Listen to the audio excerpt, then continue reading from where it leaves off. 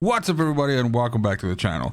In this video for the First Descendant today, I'm going to attempt to summarize all of the things which were covered in the dev chat which aired live a couple of hours ago. I managed to catch the back end of it and then just sort of like rewatched, took down some notes and everything.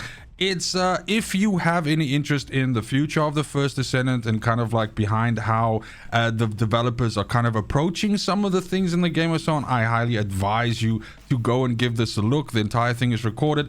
You have to, of course, unless you are natively Korean speaking, you'll have to turn on subtitles because, of course, that's the only way that you're going to understand what's going on. I'll put the link in the description below, but it's about an hour long and it has a lot of stuff in it. Now, again, because it depends why you play the First Descendant, some of the information that I potentially forget to mention right now will actually be in the video. Like, I'm obviously not going to talk too much about cosmetics and stuff like that, although I recognize the fact that this is something that's super important to a large portion of the player base. So you know, obviously I'm not going to mention too much of that. But that being said, what I am going to try to do is I'm going to try and be as brief as possible because, of course, my mutant ability is the ability to take something that requires 2 minutes to explain and explain it in 15 minutes because I have a problem summarizing. I'm going to try something different today and I'm going to go in the opposite direction and I'm going to try and take a hours worth of their stuff and condense it into something small, biteable that gives you a general idea of what's coming. So first things first, of course, the majority of the information that was discussed in this was essentially their plans for season 2, but it's also indicative of essentially how they're moving forward with the development in the game. Right off the bat, it was also mentioned that not all of the content drops at the very beginning of season 2, but that they are again approaching it in this way of that we're getting a big portion of the content at the beginning and then at week 7, as they call it, which is basically the first day of January, like January 1st or something like that, we're getting some more content. While I'm telling you this, of course, I will throw the roadmap up for you to have a look at. But the gist of it is this: we are getting one ultimate descendant and we're getting 2 new descendants. The ultimate descendant is Sharon. I think this has kind of like been known for a while now, so I don't think it comes as a massive surprise for, you know, anybody. But the bottom line is that we are going to be seeing ultimate Sharon, and that's going to be day 1 as well. The other thing that's day 1 is a brand new toxic descendant called Keelan. He is shown as one of the main pieces of key art in this as well. He's the guy who looks a little bit like Blade. Lots of people in the chat were going like, oh my god, Blade, Blade, Blade.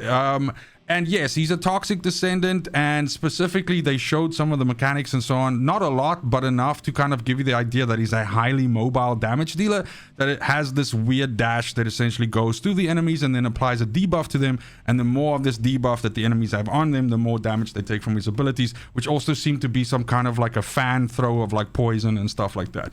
So we get him day 1. And alongside that, they were also showing off a new pet mechanic that's going to be in the game. This pet is highly customizable in terms of like the way that it looks. You can change the fur color, the accessories and everything on there. And this pet will be able to not only pick up items for you, so auto looting for you, but also auto dismantling. And I think, of course, you'll be able to configure what it should. So basically dismantle everything that you pick up that's, I don't know, blue, or dismantle everything that's purple, or dismantle all, I don't know. They didn't show this, but the idea would be there will probably be some robust kind of control behind that to allow you to configure what gets auto dismantled and what doesn't. Very much like how we have that right now, where you can set up your loot filters and everything like that in the game. So that's also dropping. This dog is obviously available to, you know, all people, and it's not specifically to a descendant or something like that. And this is essentially going to allow you to pretty much speed up your looting game and everything like that. The second descendant we're getting is the lady that's also on the key art, and her name is Ines, I think, or something like that, and we're getting her as part of the week 7 update. Now, she is an electric descendant, and it's specifically mentioned in this hour-long segment as well that she is going to be heavily focused on massive AoE damage. So it's interesting because that's kind of like Bunny's forte, so we're going to have a challenger to the crown here. But it'll be a while still until we can see. They didn't show a kit off, they didn't anything. Literally the only thing we saw was pretty much this key art and I think some other pictures and stuff like that. So we're gonna get 2 new descendants. We're getting an ultimate descendant, so that's great. Essentially 3 descendants coming to us in the next season. What's also super important is that Ultimate Sharon, of course, then gets 2 Transcendent mods as well. These Transcendent mods drop at the same time as Ultimate Sharon. Really, really good. I did not like the staggering that they did in season 1, so that's good.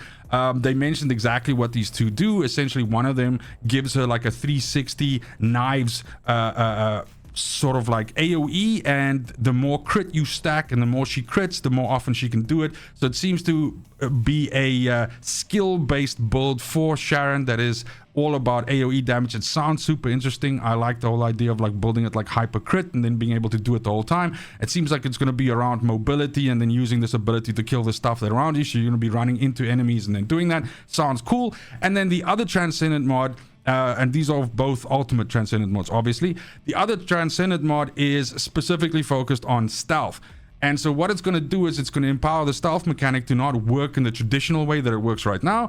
And you will be able to kill enemies out of this, and then by killing an enemy you actually re-engage stealth again, and there's going to be some bonuses and stuff that's built into that. So it definitely seems like this plays into the whole of her being like an assassin and striking from the shadows and everything. So I like the idea of both of these Transcendents. That's it. They just mentioned, they didn't show it, they didn't show numbers, they didn't fuck all. They literally just mentioned it, and they even gave the names and everything, but that was it. So that's pretty cool. I like it. It sounds pretty sweet. Then, of course, they also showed some new ultimate weapons. They showed 2. So they showed the Battle Pass weapon, which is a beam rifle, which works obviously for all the Descendants, but specifically has a unique interaction with Bunny because it's a beam rifle that does electrical damage. So essentially, Bunny can turn it into a chain lightning rifle. I don't like beam rifles. It's not that my brain shut off while they were saying this, but they showed some footage and everything like that, and I was like, ugh, beam rifle. But yeah, it could end up being busted. A lot of people in chat were moaning about the fact that, you know, Bunny was mentioned specifically for it. I don't necessarily have an issue with that. It is what it is. But the second weapon that they showed was very interesting, and this was basically a shotgun. And this shotgun had 2 modes. I think the weapon's name was Anvil Hammer or Hammer Anvil or something like that, right? And the idea being that the weapon has 2 modes. So if you're shooting from the hip, it's essentially like a normal shotgun. It shoots its pellets like in a wide arc, and you basically dealing like, you know, like a cone of damage to a bunch of enemies. And then when you aim down sight, it essentially becomes into a slug thrower, and it shoots like solid 1 bullets, and these obviously hit harder and so on. So I like the idea of that. I'm not a huge fan of the shotguns in this game. I don't think I'm a huge fan of shotguns in general in shooters, to be perfectly honest, but I like the idea of it. It sounds cool. I like the fact that you can essentially switch the modes between it, and you know, it's definitely something that I'm willing to give a try. Now this would be the non-battle pass new ultimate weapon, so this will most likely come from whatever, or not whatever, we kind of know which activity, and of course it's the new seasonal activity and the new mega dungeon that's added, which I'm going to explain a little bit more now. One last thing about the ultimate weapons is that they specifically made mention to the fact that they've removed the penalties from not having more than one of a. So I'll give you an example. When you build your first ultimate weapon, your first copy, you will have 0 out of 4 stars on that weapon, right? And then you will usually have some penalties, like the weapon will reload slower, or it'll have worse aim, or it won't deal as much damage from its abilities and so on. They're taking this away. Again, they didn't show us examples of how this looks and or how, you know, how this affects things. But the point is that they want the weapons to be as good, at least this was in their own words, as a 0 out of 4 needs to be as good as a 4 out of 4, so that people can really feel the power of the weapons. Arguably, this raises the question, what's the point of then putting 4 of a weapon into an ultimate weapon? My assumption is that maybe it will be a case of like that would add more damage to the gun, even if it's just a little bit at a time. There has to be an incentive for you to still actually put multiple copies of an ultimate weapon together. Otherwise, that eliminates a whole part of like that endgame loop of like essentially refarming these guns and doing that. But that wasn't shared, and we didn't see that. So I guess either they're gonna tell us a little bit more in the coming days before season 2 drops, or I guess we'll fucking see it when it happens. Then they spend quite a bit of time talking about the mega dungeon. This is essentially a randomized dungeon that they made the very, very strong statement saying that every single time that you play this, it's different. I'm sure it has different branches and stuff like that, but I mean, playing it enough over time will probably You'll see some repetition. However, the idea of it is that there's a new kind of Vulgus enemy that you fight at the end, dread armor or something like that. New model. It's in the video. It looks pretty dope. Big fucking dude. And so you essentially move through this ship to get to the final battle with this, and the density of the enemies inside this mega dungeon are comparable to a 400% infiltration. But it's also mentioned that there are checkpoints, areas in this as you are fighting your way through here, where you can potentially be spotted by a alarm system that you can either deal with or avoid, and then you can skip some of the combat, or you will have even more fucking people on your hands to murder. And so that's, you know, that's basically gonna be like the, I guess, the ebb and the flow of that. If you want to go quick, then you'll try to avoid or silence these alarms as soon as possible so that you don't have as much combat. And if you just want to brute force your way through, or just use Freyna with contagion, then you'll just fucking kill everything and just move on, which he said is also completely viable strat.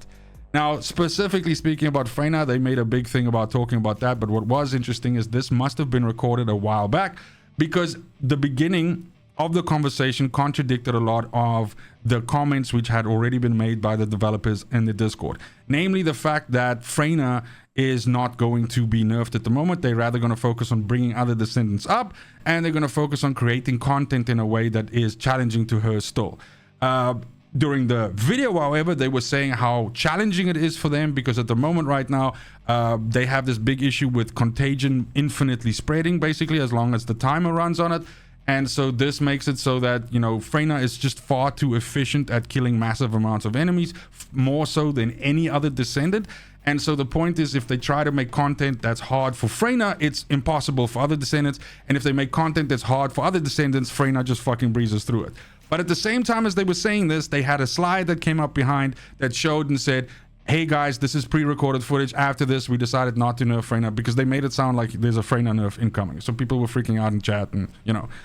So I do, however, still think that they're probably going to do something about contagion. At the very least, that was what the train of thought that I was following and what they kind of like made it seem like. But at the moment right now, anybody who is a Freyna main, I think you can chill for a little bit. I think Freyna's still going to be okay, at least for a big part of season 2.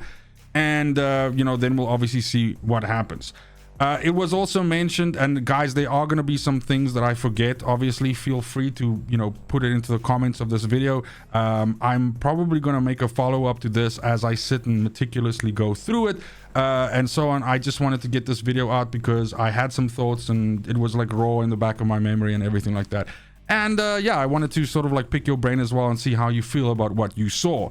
But they did also mention that there's, you know, some changes coming to special operations. So there's some harder special operations that's coming. There's a new kind of like boss killing mode that's coming in the week 7. So in the back part of season 2, that's going to kind of like recycle some of the void intercept bosses and offer you different kinds of loot from that. There's also a very, very, very hard mode essentially dropping in week 7 as well. So that's beginning January, which the developer had mentioned that wasn't going to be just about you having a very powerful descendant and having like the best gear and everything like that. It was also going to be about perfect teamwork. So this is hit or miss for me, because unless you have buddies that are playing the game and you have great communication and all that stuff, then this kind of thing becomes very, very difficult, especially with randoms.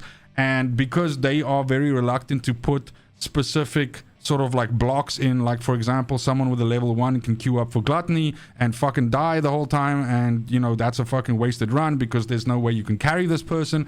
It's possible that the same thing can happen. I think that there are ways for them to deal with this. Like, for example, the new mega dungeon is only open to you if you have account level 8, I think they mentioned. So it's possible that they can do something similar like to this, which I think they should, to be honest. I mean, it's not, I'm not trying to gatekeep anything from anybody, but like if you just started the game and your account level like 2 and you have like your first descendant and you have like 4 mods which are leveled up and stuff, like you shouldn't be fucking carried into gluttony or whatever, you know. I don't even know if that's possible. I think I made a very hyperbolic fucking like example there, but I think you get the point that I'm trying to make. I do think it's okay to put certain thresholds in place to allow people to essentially get better match made with other players that are similarly geared to them, instead of this wide fucking open thing where you can potentially run into situations where you have someone that has no business being there, but the queue system has allowed them to essentially be there. To be fair, I think this is most of it. I think I just hit the 15-minute mark, and I kind of like want to stop here. I definitely, like I said, there was a shitload of talk about cosmetics and stuff like that. They showed a lot of examples. There's some really interesting looking skins. There's some really blah looking skins I don't really give a shit about either which way. And they spoke a lot about like this, you know, the fact that you can like color your default outfits now and all of that stuff. But again, like I said, let's look at this as a crowdsourcing opportunity. If there's something that you saw in the hour that I didn't mention that you really thought was super dope, go ahead and drop it in the comments. Even if it's not something that's super dope, you just want to mention it, throw it in there. But that's it. Other than that, I still highly advise you guys, if you have any interest in the future of this game, to absolutely go watch that. I think it was very informative, and it's apparently something that they're going to continue on doing forward, so we can see this kind of like becoming like a regular thing. But that's it for the video. Thank you so much for watching, especially if you're still here with me, and as always, fucking cheers.